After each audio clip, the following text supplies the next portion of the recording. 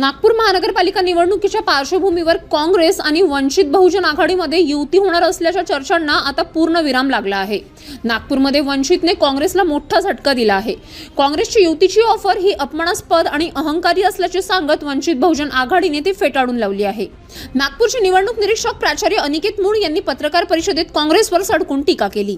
जे कोणी बाबासाहेबांनी सांगितलेल्या मानवीयतेविषयी ज्यांचे कोणाचे विचार असतील आणि ज्यांच्या डोक्यात पाटीलकीचं खूळ नसेल त्यांच्याबरोबर आम्ही बोलायला तयार आहोत। हे पाटीलकीचा विचार कोणाच्या डोक्यात सुरू आहे? तुम्ही काँग्रेसचं वारंवार नाव घेताय, पण तुम्हाला कोण पाटीलकी वाटतं आणि कोणाबरोबर स्थानिक नेतृत्व, युती करणार आहे? स्थानिक नेतृत्व, इथलं स्थानिक नेतृत्व।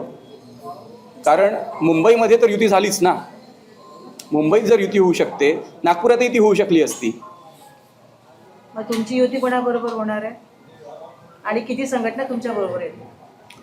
संघटना, छोटे मोठे जे संघटना जे आहेत, म्हणजे सामाजिक संघटना जे आहेत ते आमच्यासोबत आहेत।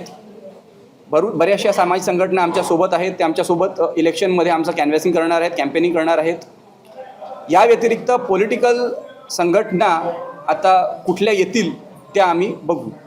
डेफिनेटली वंचित बहुजन आघाडी जी आहे ही नेहमीच, जेव्हा आपण वंचितांची आघाडी म्हणतो आहे तर आपण डिप्राइव्ड अँड डिप्रेस क्लासेस जे आहेत त्यांना रिप्रेझेंटेशन देण्याचा प्रयत्न करतो।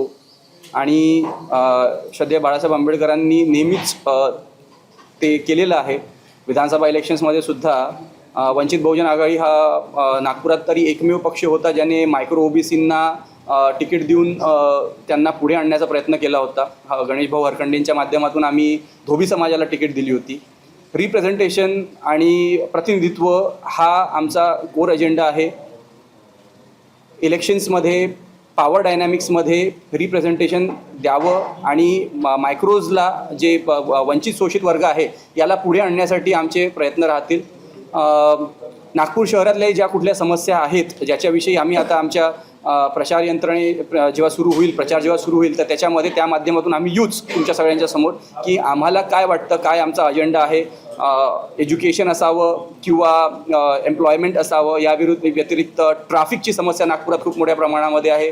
आपल्याकडे इथे मोठे मोठे मंत्री होऊन गेलेले आहेत, मोठे मोठे मंत्री आहेत, पण तरीसुद्धा आपण ट्रॅफिकचा जो इश्यू फेस करतो आहे, कॉन्क्रिटीकरण ज्याप्रमाणे होत आहे तो एक इश्यू आहे। या सगळ्या इश्यूजवरती मेट्रोचा एक इश्यू आहे। म्हणजे तुम्ही बघाल की मेट्रो पुढे म्हटल्या जात आहे की NMC ही मेट्रो टेक ओव्हर करेल, पण तुम्ही एकीकडे मेट्रोचा बजेट बघा, दुसरीकडे तुम्ही NMCचा बजेट बघा। NMCने जर मेट्रो टेक ओव्हर केली तर NMCच्या हातात काय राहील शहर चालवायसाठी?